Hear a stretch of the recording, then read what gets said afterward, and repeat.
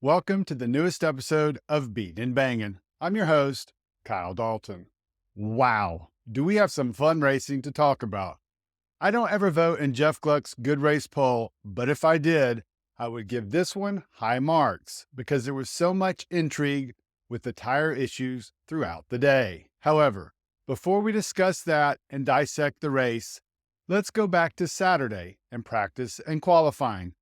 What we know now is those sessions were predictors of things to come. In my opinion, it was the best qualifying practice session at Bristol, or any other track for that matter, since the introduction of the Gen 7 car. Why? The drivers were absolutely puzzled.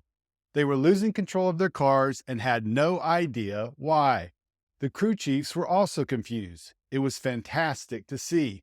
But don't listen to me. Listen to what a couple of drivers had to say about all the insanity. I've never experienced anything like that before. That was a first for me. It was super weird. Like I said, just totally off the spectrum of I lost my front end and wasn't expecting that. I think someone pee-peed in the Goodyear rubber mixture. I'm not really sure, but it's definitely really different. The drivers being uncomfortable, as Harvick pointed out last week before Phoenix, is always a good thing. They had no idea. Changing gears for just a minute, let's talk about the dirt surface on the track for the past 3 spring races. The reason I bring it up is Christopher Bell was asked about it during his media availability on Saturday, and he made a comment I've never heard another driver make before about racing on dirt. Take a listen. So, we saw that in road course racing early on in the sport, where people just, if you weren't a good road course racer, you just kind of put it behind you and like, okay, well, you know what, we'll on to the next one. And the dirt race was very much that way. For all the teams that didn't have a dirt driver, that it was just kind of an off week for them, a throwaway event. And certainly the guys that had dirt drivers took it seriously. But I think if you want to go down that route, then you need to add, 2 or 3 of them to make it a priority in the schedule so that you actually have to work on it to become better and it becomes more of a real race. It makes sense. But as he also said, it needs to be on purpose-built tracks. I personally enjoyed the dirt racing at Bristol because it was different. Sunday's race was also very different, and I think it effectively ended any discussions of dirt ever coming back to the half-mile track anytime in the future. Moving on to Sunday and before the race. Kenny Wallace and John Roberts revisited old times and co-hosted a session of Trackside Live. Toward the end of the show, the pair talked with Ricky Stenhouse Jr. and Denny Hamlin. That's when Wallace brought up something that happened last fall when the number 11 driver won the race and made his beat your favorite driver remark to the booing fans. Moments before his post-race interview on the start-finish line in September, an extremely long cucumber made its way down onto the racing surface from the stands.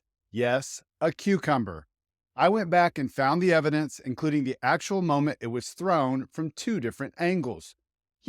Investigative work. This is my version of the Zapruder film. Why would I do something so crazy? Because Wallace presented Hamlin with the alleged frozen cucumber. Watch this. So the Bristol Motor Speedway said one of you fans threw something at you and it never made it to your car. So Yeah. I'm delivering this. Okay. Thank you. Oh, it's cold. It's It's actually the that's English an old, cucumber. what is that, a cucumber? It's a cucumber. Is Denny it Hamlin, the we're one? down here. There's It a is video. the actual The cucumber. one. That that is a the fan- actual They cucumber. froze that we saw. it. That's really nice. The beautiful thing about this is Wallace, Hamlin, and the other 2 on stage were talking about the cucumber incident and didn't see the guy out in the crowd waving a cucumber in the foreground directly in front of the camera. Eventually, Wallace spotted him. The man came forward, and he was asked the question everyone wanted to know the answer. Was this when you threw this, was this meant to be good or bad? Good. Jump it. Well, I'll be damned. So he wasn't telling Hamlin to go F himself after all, which is obviously how many interpreted it. Funny stuff. Moving on to the race. Remember how I said practice and qualifying was a precursor of things to come? Boy, was it ever. William Byron got the fun started on lap 22 when he got loose and up into the marbles and the wall. He was the first of many. What the first stage revealed was 3 things. Ty Gibbs was fast as he made his way to the front from his 19th starting position and won his first stage of 2024. The Chevys were off with one car, Kyle Larson, inside the top 10, and most importantly, all of those issues and concerns by the teams over the massive uncertainty the day before weren't going away. Less than 30 laps in, we had our first caution, and we quickly learned during those first stops that tire falloff was going to be a significant issue, as Fox's Jamie Little described the tires as cheese going through a grater and leaving marbles all over the top of the track. Chase Elliott described it as freaking wild. Another noteworthy moment came late in the stage when Kevin Harvick called it like he saw it and said Joey Logano, who started 4th but had dropped to 24th, was having a horrendous day. Around the halfway mark of the second stage, Ty Gibbs was victimized by his pit crew again with an untimely equipment interference penalty that sent him to the tail end of the field. But crew chief Chris Gale proved why he and his driver will soon be in victory lane with a really smart call when he called the 21-year-old back into the pits during that same caution and removed the stickers he had just put on and replaced them with scuffs. He didn't want to burn up a good set of tires running in the back of the field. What happened next? Gibbs still proceeded to methodically weave his way through the field. He reclaimed the lead on lap 249, the halfway point of the race, and then drove it to his second stage win of 2024. Could the youngster get the sweep and win that final segment, which would be his first career Cup win? More on that in a few. Also of note in that second stage, both Rick Ware racing cars of Justin Haley and Kaz Gralla rode inside the top 10. So did John Hunter Nemechek. The Legacy number 42 car hung out inside the top 5 all day, finishing 5th in Stage 1 and 4th in Stage 2. He finished 6th in the race with an impressive performance and a much-needed confidence boost after 3 consecutive finishes of 20th or worse following his season-opening 7th place finish at Daytona. During that second stage, drivers also started providing feedback. Josh Berry, who qualified 2nd and started on the front row and would end with a season-best 12th place finish, said he was having fun. Interestingly, the 2023 champ Ryan Blaney wasn't a fan, suggesting it was similar to the fuel-saving strategy employed by everyone at Daytona that was widely panned. We'll hear more from Mr. Blaney on the subject a bit later. One of the more interesting moments of the race came in this stage, when Fox's Little revealed that Martin Truex Jr.'s pit crew put on left side stickers and right side scuffs during one stop. It was also during this segment when teams began expressing concerns about being able to make it to the end of the race with the current allotment of tires, a topic that would become more prevalent with NASCAR eventually releasing one additional set of tires to the teams. In that final stage, the Toyotas continued to dominate, 5 of them leading the way on lap 300, with Larson the lone bow tie in the top 10. On lap 310, Josh Berry went for a spin and it changed the race. One example of how: Chase Elliott was about to be lapped and was running 30th. On the next restart, with so many comers and goers, including up in the front, the race officially passed the all-time mark for lead changes in a Bristol race at 41. That number would eventually finish at 54, setting a new NASCAR record for the most lead changes in any short track race in history. If that's not something to say they got it right, then I think I'm looking at the wrong metrics. Kyle Larson's good run for the day, which included running inside the top 5 for most of it, appeared to come to an end with an equipment interference penalty that sent him to the tail end of the field. In that final 100 laps, it wasn't a question of if a Toyota would win, but which one. Unsurprisingly, in a tire strategy race where experience and patience is key, the top 3 finishers were all veterans, and winner Denny Hamlin, Martin Truex Jr., and Brad Keselowski. Alex Bowman and Kyle Larson rounded out the top 5, which was especially impressive for the 2021 champion considering his late penalty. But what made it all the more remarkable is those 5 cars were the only ones on the lead lap when the checkered flag waved. 5. The last time just 5 cars finished on the lead lap was at Dover in 2004. Yet another reason to appreciate this race and its uniqueness. It was a wild race on so many different levels. Unfortunately, not everyone appreciated it.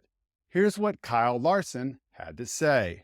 But I'll take it. I hope I never have to run another race like that again. But yeah, it was kind of fun just to do it. Hopefully one time. Not to poo-poo on Larson, but he also was the first one to call Ross Chastain's move at Martinsville in 2022 an embarrassment. But Larson wasn't alone. The other was Ryan Blaney, and he had some choice words for Goodyear. They say it's brought the same tire, but that is absolutely yes. If you bring a new tire like this, they're going to deny they brought a new tire, but obviously it's different. You have to test it. Like, you can't just show up at the racetrack and run 500 laps with it. Like, you have to have a tire test. Calling BS on Goodyear is an odd play. However, Blaney was right in one area, and that was what the tire company had to say about it being a new tire. It's the same package. It's the same tire combination. Obviously, the difference is resin was placed on the lower groove instead of the PJ1. Yet I still think the racetrack should be taking rubber as it did last fall. Took rubber immediately during that race. So still a bit of an unknown as far as why it's not behaving the same way. We've heard from drivers and Goodyear, but what about NASCAR? Here's what John Probst, Senior Vice President of Racing and Development, had to say, including an interesting reveal about the allotment of tires. Yeah, so a note on the allotment, we actually removed a set of tires from the fall race coming into this race. That's on us, not Goodyear. So we actually gave that back during the race, as you guys saw. We'll go back and look at it all. There were times in the race, obviously, when there was anxiety around we're going to have enough tires to finish it. But man, coming out the end and watching all that, I would not want to change much at all, honestly. Just give them more tires. So all the panic by the teams about being short on tires wasn't necessarily because of the tires wearing so fast, but because NASCAR had given the teams one less set of tires compared to the fall. I thought that was worth noting. Something else of note? Here's what else Probst had to say about the race. But all in all, I think it was probably one of the best short track races I've ever seen. But what about Dale Earnhardt Jr.? What did the one who is probably the biggest proponent for short tracks, including adding more, think about the race? And I agree with Junior. All right, guys, that's it for this episode. I want to hear your thoughts. What did you think of the race and the record-setting 54 lead changes? Did you enjoy all the drama of drivers and teams getting concerned during each long green flag run about their tires? What did you think about what everyone, including Kyle Larson, Ryan Blaney, Goodyear, and NASCAR had to say after the race? Let me know in the comments section. And now, a couple of notes about the channel. This week is race week for me, so I'll be down at COTA starting on Friday and running through Sunday. Be sure and check the channel starting on Friday because I'll try and post as many clips as I can, whether it be from on-track practice, qualifying, or interviews with drivers. As always, if you want to read my written content, go check it out at heavy.com and beatingandbanging.com. Also, don't forget to sign up for my weekly email newsletter, where you'll receive an email each Friday providing you with a recap of the big news items from the week, including a review of the NASCAR-related podcast. And lastly, I'm happy to announce I now have an official podcast with the Blue Wire Network, which includes some other sports personalities you might have heard of. I'm really pumped about this, and we'll have some cool things exclusively on our podcast, including interviews and contest giveaways. Search Beating and Banging on wherever you listen to your favorite podcast. Thanks as always for supporting the channel, and have a great rest of your day.